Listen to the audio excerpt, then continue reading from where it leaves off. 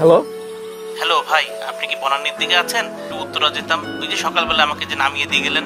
ভাই, আমি ফাইলটা পাঠিয়ে দিচ্ছি। জি জি জি। মা, তোমাকে তোহানার কথা বলেছিলাম না, ও সোহানা। ওয়ালাইকুম সালাম।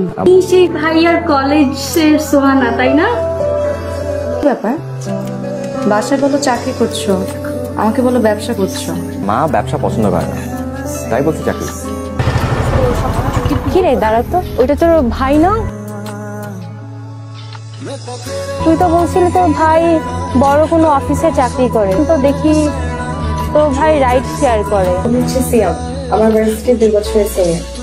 কথাই আমি তোমাকে বলেছিলাম। তোমরা গল্প করো। তোমার যেন কোথায় আমি দেখেছি মনে হচ্ছে। কত হচ্ছে ভাড়া? 250 টাকা।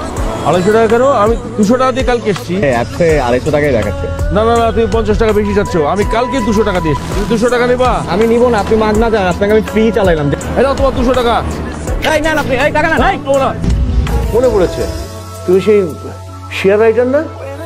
আমি ঠিকই মনে রেখেছি তোমাকে। আমি পছন্দ করছি না তলে। এইভাবে তুই আমার মান ইজ্জত ডুবাইলি? হ্যাঁ, আমি নিজের চোখে দেখছি, সঙ্গে আমার বান্ধবীও দেখছে। তুমি আমাদের সবার সাথে প্রতারণা করেছো। তোমাদের কাছে মিথ্যা কথা বলছি, কিন্তু এছাড়া তো আমার কোনো উপায় ছিল না। তুমি যেভাবেই হোক এই মাসের মধ্যে একটা চাকরি ম্যানেজ করবে। আজকে থেকে তোর বাইক চালানো বল। আচ্ছা, আপনার রেজাল্ট ভালো, কিন্তু মামা চাচাদের কি অবস্থা? মামা চাচা মানে? এই যুগে এটা বুঝলেন না?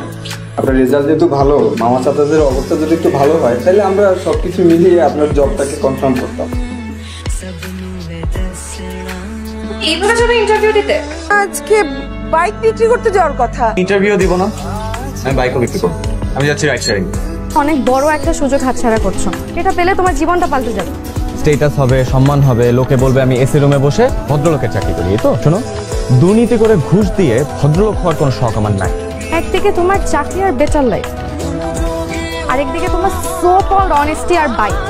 কোন পথটা বেছে নেবে তুমি? কোনো কিছু বেছে নিচ্ছি না, তুমি বেছে নাও যে তুমি এখানে থাকবা না যাবা আমার সাথে। কি সাথে নেবে বললে, কিন্তু নিয়ে তো গেলাম। আচ্ছা